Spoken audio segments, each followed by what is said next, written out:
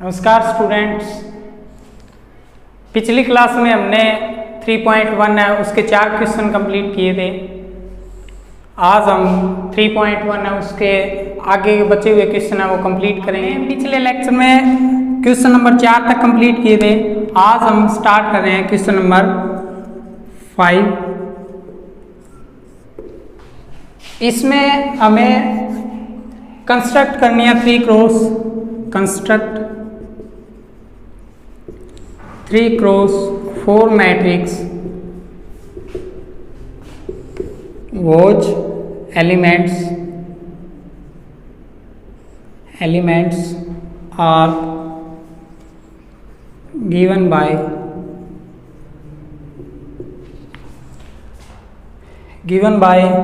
First part इसका दे रखे है Aij is equal to modulus 1/2 modulus -3i plus j ये दे रखे हमें। यानी कि हमें कोई मैट्रिक्स बनानी है 3x4 की और उसके एलिमेंट है इस हिसाब से हमें बनानी है। ठीक है, तो पहले तो हम इसको लेट करके चलेंगे। लेट ए मैट्रिक्स है वो हमारी है A11 A12 A13 A14 A21 A22 A23 और A24 A31 A32 A33 A34 और ये होगी अपनी 3x4। इसका ऑर्डर की बात करें तो 3x4 क्योंकि इसमें रो कितनी है 1 2 3 और कॉलम कितनी है 4 1 2 3 4। तो अब हम इसके द्वारा ये सारे एलिमेंट निकालेंगे। भाई A11 है वो हम कैसे निकालेंगे 1/2 और मॉडुलस -3i का मान 1 और प्लस जे का मान 1 मॉडुलस इज इक्वल टू 1/2 -3 + 1 यानी कि 1/2 और मॉडुलस के अंदर -2 बच गया। मॉडुलस से बाहर निकालेंगे तो +2/2 काटेंगे तो अपना 1 बच गया। इसी तरह से हम A12 निकालेंगे तो 1/2 -3 और 1 प्लस जे की जगह 2 इज इक्वल टू 1/2 ये मॉडुलस है। तो मॉडुलस -3 + 2 इज इक्वल टू 1/2 और मॉडुलस के अंदर -1 इज इक्वल टू -1 है बाहर निकलेगा तो +1 और अपॉन में 2 ये आ गया। इसी तरह A13 है वो निकालेंगे 1/2 -3i 1 है प्लस जे कितना है 3 है इज इक्वल टू 1/2 -3 और प्लस का 3 ये कैंसिल आउट हो गया यानी कि 0/2 यानी कि 0 आ गया। इसी तरह हम बात करें तो A14 है वो अपना क्या आ जाएगा 1/2 -3 और 1 प्लस में जे कितना है अपना 4 है इज इक्वल टू 1/2 और -3 + 4 यानी कि 1 बच गया प्लस का तो मॉडुलस से बाहर निकालेंगे तो 1 एज इट इज रहेगा यानी कि 1/2 आ गया अपने पास। इसी तरह हमें सारे एलिमेंट निकालने हैं। ये चारों एलिमेंट निकाल लिए, इसी तरह ये चारों निकालने हैं, इसी तरह ये चारों निकालने हैं। ठीक है, तो एक बार मैं यहाँ पे लिख देता हूँ जो अपनी ए मैट्रिक्स अपनी बनेगी क्योंकि ज़्यादा स्पेस है नहीं तो इनको मिटो के रब करके ये एलिमेंट निकालने पड़ेंगे। A11 कितना आया था अपने पास 1 आया तो 1 को यहाँ पे लिख दो। 12 कितना आया 1/2 लिख दो और 13 कितना आया अपना 0 तो 0 यहाँ पे लिख दो और 14 कितना आया 1/2 तो 1/2 को यहाँ पे लिख दो। ठीक है, अब मैं इसको साथ साथ रब कर रहा हूँ। ठीक है, इसी तरह मैं अब ये एलिमेंट निकालने अभी A21 यानी कि 1/2 इसमें रखो ये वैल्यू -3 और i कितना है 2 और प्लस j कितना अपना 1 है इज इक्वल टू 1/2 -6 + 1 यानी कि कितना आ गया, -5 बच गया, बाहर निकालेंगे मॉडुलस से तो प्लस का 5/2। अब a22 निकालेंगे भाई, वो कितना आ जाएगा 1/2 और -3 × i यानी कि 2 आ गया, और प्लस j कितना अपना 2, तो कितना आ जाएगा भाई 1/2 -6 + 2 यानी कि -4 बचेगा, -4 बाहर निकालेंगे तो 4/2, काटाएंगे तो अपना 2 बच गया। इसी तरह से हम अब निकालेंगे a23 1/2 -3 और i की वैल्यू 2 प्लस और j की वैल्यू 3 इज इक्वल टू 1/2 और कितना आ गया -6 और +3 यानी कि कितना आ गया -3 बचेगा, मॉडुलस से बाहर निकालेंगे तो 3/2 आ गया। इसी तरह से हम निकालेंगे a24 1/2 और -3 × 2 और प्लस j का मान 4 यानी कि 1/2 -6 और +4 यानी कि कितना आ गया -2 बचेगा, बाहर निकालेंगे तो प्लस का 2/2 काटेंगे तो अपना बच गया 1। इसी तरीके से अपना a21 कितना है 5/2, यहाँ पे लिख दो 5/2 यानी कि a21 की जगह अपन 5/2 रख दिया, 22 की जगह रखेंगे 2 तो यहाँ पे 2 रख दो, और यहाँ पे रखेंगे अपना 3/2 और a24 की जगह पर रखेंगे 1। ठीक है, तो इस तरह से अपन बाकी वाले भी निकालने हैं, यानी कि 31 32 33 और 34।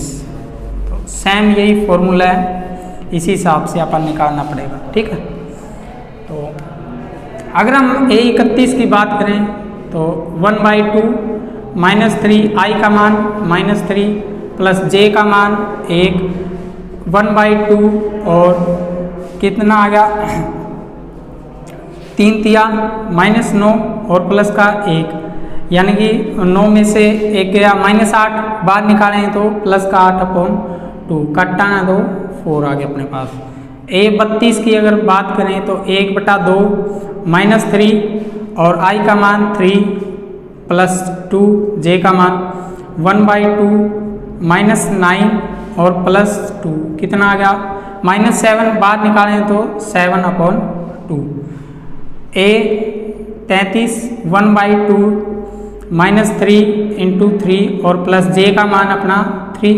ठीक है, इज इक्वल टू 1/2 -9 प्लस 3 यानी कि -6 बचेगा, बाहर निकालें तो 6/2 काटा है तो 3 आ गया अपने पास।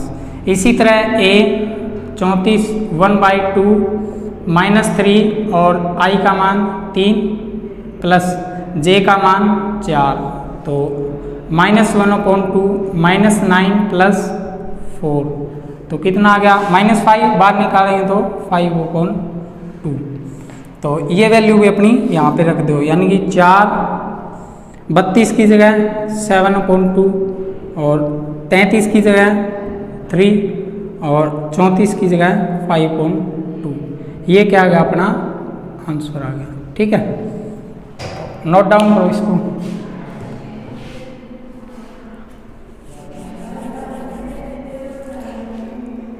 इसका सेकंड पार्ट है वो सेम इसी तरह है, सेकंड पार्ट वो खुद से करना।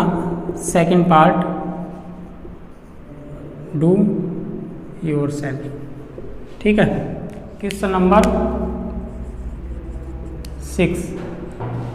इसमें हमें find the value of x, y and z from the following equation. हमें दो मैट्रिक्स दे रखी है, इक्वल मैट्रिक्स, और हमें वैल्यू निकालनी है। Find the values of x, y and z from the following equation, from the following equations.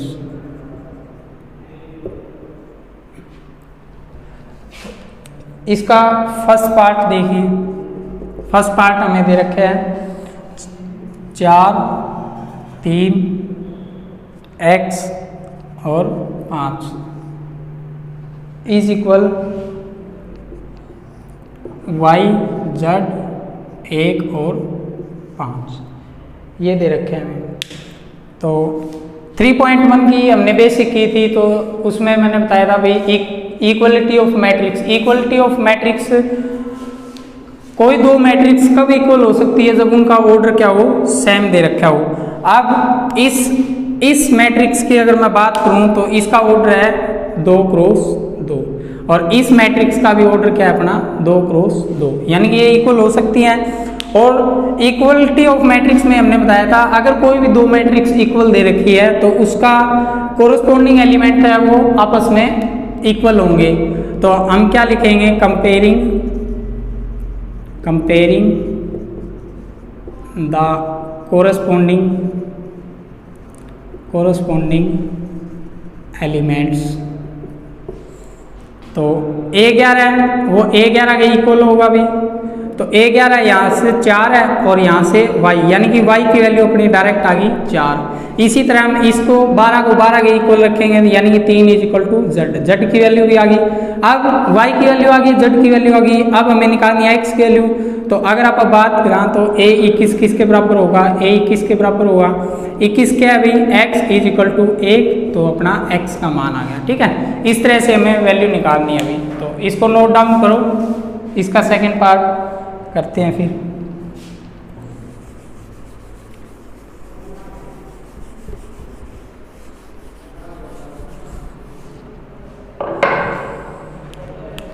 Second part है, इसमें हमें दे रखे हैं x + y और 5 + z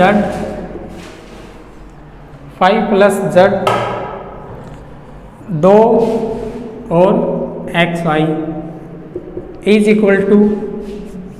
6, 2, 5, 8, यानी 6, 2, 5 और 8 ये दे रखे हैं।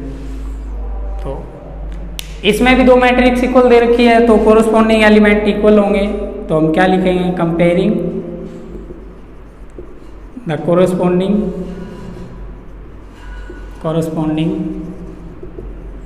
Corresponding elements. ठीक है, तो A11 को अगर हम A11 के इक्वल रखें तो x + y = 6 आ गया। ठीक है, और इसी तरह हम 5 + z को इक्वल रखें 5 के, क्योंकि A21 है, 21 के बराबर होगी। इसी तरह हम x y को इक्वल रखेंगे 8 के इक्वल। यहाँ से हम कोई भी वैल्यू निकाल लेते हैं, जैसे y की वैल्यू आ गई अपनी 8/x। ये वैल्यू हम इस इक्वेशन में पुटअप कर देंगे प्रतिस्थापन विधि से। तो x + y का मान x/8 = 6। एलसीएम लेंगे तो x² + में 8 = 6। इसको अगर आप सोल्व करा तो x² + 8 = 6x आर पार गुना। ठीक है, तो x² - 6x + 8 = 0। क्वाड्रेटिक इक्वेशन बन गई, इसके फैक्टर करो, x² - 4x - का 2x + का 8 = 0। यहाँ से x का मान x कॉमन आ गया तो क्या बच गया, x - 4 - 2 कॉमन आ गया तो x - 4 = 0। तो फिर से x - 4 कॉमन आ गया तो x - 2, यानी कि अपने पास x के दो मान आ गए 4 और 2। ठीक है, यहाँ से तो x के मान अपने 2 आ गए। तो इसी हिसाब से अगर आप x का मान 4 लेवा तो y का मान भी अपने 2 आ गए। देखो अगर मैं x का मान 4 रखूं तो काटना है तो 4 दूनी 8, यानी कि y का मान 2 आ गया। अगर मैं x का मान 2 रखूं तो y का मान कितना आ जाएगा अपने पास 4। 2 मान अपने x के आगे, 2 मान अपने y के आगे। इसी तरह से हम निकालेंगे z का मान। अगर मैं बात करूँ तो सीधा ही आ गया अपना z किसके इक्वल आ गया, 0 के इक्वल आ गया। ठीक है, तो हमें वैल्यू निकालनी थी, x की आ गई, y की आ गई और z की आ गई। इसको नोट डाउन करो, ये अपना आंसर है। ठीक है, अब देखो इसका थर्ड पार्ट हमें दे रखे हैं x + y + z और x + z और y + z = 9, 5, 7, 9, 5 और 7 ये आ गया अपने पास। ठीक है, अगर मैं इसके ऑर्डर की बात करूं तो इसका ऑर्डर क्या है भाई 3 क्रॉस 1 और इसका भी क्या है भाई 3 क्रॉस 1। ठीक है, तो देखिए इसका ये एलिमेंट है, ये इसके बराबर होगा भी, तो हम शुरू में लाइन लिखेंगे कंपेयरिंग द कोरस्पॉन्डिंग एलिमेंट्स। ठीक है, तो x plus y plus z किसके इक्वल होगा 9 के इक्वल, और x प्लस जेड किसके इक्वल होगा 5 के इक्वल, और y प्लस जेड किसके इक्वल होगा 7 के इक्वल। तो ये अपनी इक्वेशन आ गई। अब इक्वेशन फर्स्ट को देखो भाई x plus y plus z का मान हमें 7 दे रखा है, तो यहाँ पे मैंने 7 रख लिया 9। तो x का मान कितना आ गया 9 माइनस 7, यानी कि x का मान कितना आ गया भाई 2, x का मान आ गया। अब x का मान यहाँ पे रख दो भी, तो z का मान आ जाएगा 5 माइनस x का मान 2, तो 2 को अगर परली साइड लेंगे -2, यानी कि z का मान अपना आ गया 3। तो 2 वैल्यू आ गई अपने पास, x का मान 2, z का मान 3। अब हमें वैल्यू निकालनी है y की, तो y की वैल्यू देखो यहाँ से निकाल सकते हैं। z का मान रखो भाई यहाँ पे y प्लस z कितना है 3 इजिकल टू 7, तो y का मान यहाँ से 7 माइनस 3, y का मान कितना आ गया 4। ये अपनी वैल्यूज आ गई। ठीक है, उतारो इसको। क्वेश्चन नंबर 7 हमें दे दिया find the value of a b c, find the value of a b c and d from the equation. तो हमें दे दिया कोई मैट्रिक्स दे दी a माइनस बी और 2a माइनस बी और 2a प्लस सी और 3c प्लस डी इक्वल दे दिया -1 5 0 13, -1 5 0 और 13। ठीक है, इनका भी ऑर्डर सेम है, इक्वल का सिंबल दे रखा है, तो यानी कि ये दोनों मैट्रिक्स इक्वल है तो इनका a11 का इक्वल होगा। वही लाइन लिखो कंपेयरिंग द कोरस्पॉन्डिंग एलिमेंट्स।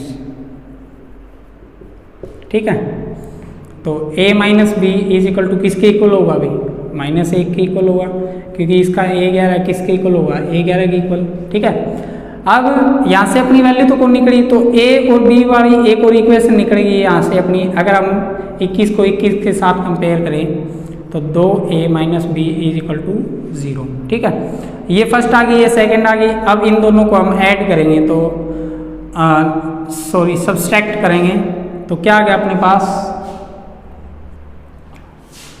ये प्लस का हो गया, ये माइनस का हो गया, ये माइनस का हो गया, ये plus minus cancel out, -a is equal to minus का 1, माइनस a का मान कितना आ गया 1। अब a का मान है, चाहे इसमें रख दो चाहे इसमें, a minus b is equal to -1, a का मान 1, -1 को इधर लेके आए तो प्लस का 1 इज इक्वल टू b का मान कितना आ गया 2, a और b का मान आ गया। अब इसी तरह अगर हम a12 को a12 के इक्वल रखें तो 2a plus c is equal to 5, a का मान हमने निकाला है, a का मान कितना है अभी 1 प्लस c हमें निकालना है 5, तो c इज इक्वल टू 2 एकम 2 पन्ना ले जाओ 5 माइनस 2, तो c का मान कितना आ गया भाई 3। ठीक है, इसी तरह हम d की बात करें तो 3c plus d is equal to 13, c का मान हमने निकाल लिया 3 × 3 plus d is equal to 13, 3 × 9 plus d is equal to 13, तो डी का मान कितना आ गया 13 माइनस 9 यानी कि 4। ये अपना आंसर आ गया। ठीक है, उतारो इसको। क्वेश्चन नंबर 8, ये वैसे ही बता दूंगा थोड़ा बहुत। क्वेश्चन नंबर 8 ए हमें कोई मैट्रिक्स दे रखी है ए आई जे, ठीक है। ऑर्डर है इसका m cross n is a square matrix. Square matrix if A option दे दिया m less than n, B दे दिया m ग्रेटर देन n, और सी दे दिया m इक्वल n, और डी दे दिया नन ऑफ दीज, ठीक है। तो 3.1 की मैंने बेसिक करवाई थी, उसमें बताया था अभी स्क्वायर मैट्रिक्स क्या होती है जिसमें रो और कॉलम इक्वल दे रखा हो। रो को हम m से नोटेशन देते हैं, यानी कि स्क्वायर मैट्रिक्स कब होगी जब m is equal to n होगा। m क्या होता है अभी, नंबर ऑफ रोज और नंबर ऑफ कॉलम्स, दोनों इक्वल दे रखे हो, ठीक है। तो इसका ऑप्शन क्या आ जाएगा अभी अपना सी आंसर आ जाएगा, ठीक है। उदाहरण नंबर 9, क्वेश्चन नंबर 9 हमें दे दिया, हमें बताना है which of the following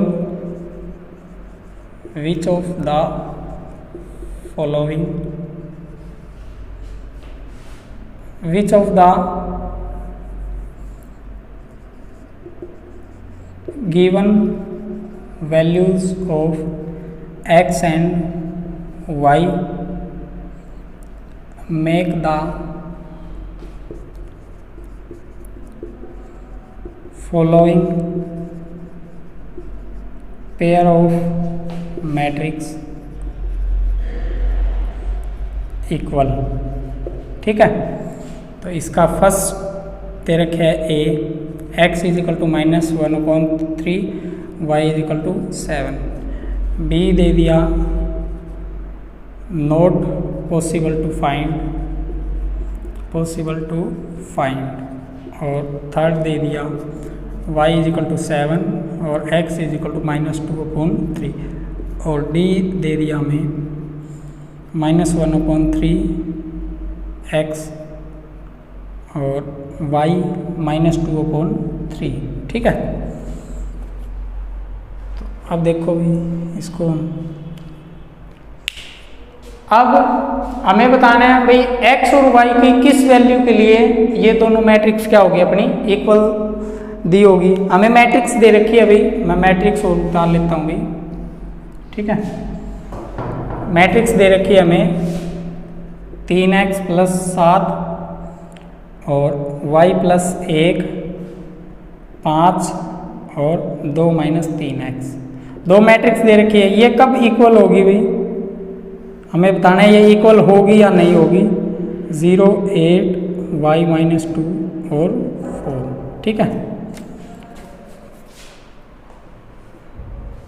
तो अगर ये इक्वल मैट्रिक्स है तो इसका a11 के इक्वल होगा भी, a12 है वो a12 के इक्वल होगा, a21 है वो 21 के इक्वल होगा, ठीक है। तो यहाँ से हम वैल्यू निकाल लेते हैं जहाँ से वैल्यू निकल सकती है। तो 3x + 7 इज इक्वल टू 0 के equal, 3x is equal to -7, तो x का मान -7/3 आ गया अपने पास, x का मान। अब देखो x का मान यहाँ पे ऐसा कोई मान नहीं है, ठीक है। तो अब एक x का मान हम यहाँ से भी निकाल सकते हैं, 2 - 3x is equal to 4, 2 - 4 is equal to 3x, तो x का मान -2/3, ऐसा कोई मान है -2/3 यहाँ पे अभी, ठीक है। अब y का वो निकालो भाई, y + 1 इज इक्वल टू 8, तो y का मान कितना आ गया भाई 8 - 1 यानी कि y का मान 7, ठीक है। तो देखो x का मान आया अपने 2 आगे भाई 7/3 और -2/3। तो अगर ये दो मैट्रिक्स इक्वल है तो x की वैल्यू 2 नहीं आ सकती भाई, x का मान तो सेम ही रहना चाहिए अपना, ठीक है। अगर हम इसकी बात करें भाई -2/3 आ गया, तो ये आ गया अपने पास, ठीक है। तो x की वैल्यू तो अपनी 2 नहीं आ सकती थी भाई, ठीक है, क्योंकि ये इक्वल मैट्रिक्स है तो x की वैल्यू तो 1 ही आनी चाहिए थी भाई, x की वैल्यू 2 आ गई अपने पास, तो अपना इसका ऑप्शन क्या आ जाएगा भाई, नॉट पॉसिबल टू फाइंड, ठीक है। वैसे तो इसका देखो ये दे रखे है, लेकिन x के मान अगर ये दोनों मैट्रिक्स इक्वल है तो x का मान तो 1 ही आना चाहिए था भाई, लेकिन अपना मान 2 आ चुके हैं, ठीक है। तो इसे उतारो भाई। Question number 10,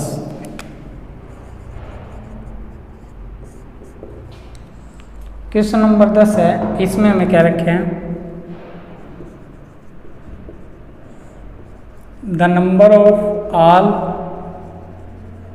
possible matrix of order 3x3 with entry 0 और 1 इज, ठीक है। तो ए ऑप्शन दे रखे है 27, बी 18 और सी 81 और डी हमें दे दिया 512, ठीक है। तो ये दे दिया। अगर हम मैट्रिक्स देखें 3x3 की तो उसके एलिमेंट कुछ इस तरह से होते हैं भाई, ए is equal to A11 A12 A13 A21 A22 A23 A31 A32 और A33, ठीक है। ये 3x3 की अपनी मैट्रिक्स आ गई। अब हमें कह दिया भाई जो हमें एलिमेंट डालने हैं यहाँ पे कि 0 और 1 डालना है, इसकी एंट्री करनी है हमें या तो 0 या 1 के साथ एंट्री करनी है हर एक एलिमेंट की। तो देखो A11 को फिलअप करने के लिए मेरे पास कितने ऑप्शन है, अगर मैं बात करूं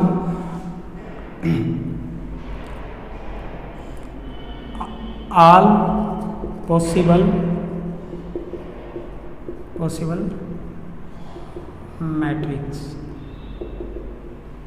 देखिए यानी कि A11 को फिलअप करने के मेरे पास 2 ऑप्शन है, इसी तरह से 12 को भी मैं 2 तरीके से भर सकता हूँ भाई, ठीक है। यानी कि या तो 0 लिखूंगा या 1 लिखूंगा, ठीक है। इसी तरह से इसको फिलअप करने के मेरे पास ऑप्शन है 2, तो इसी तरह से सबको हम फिलअप करेंगे।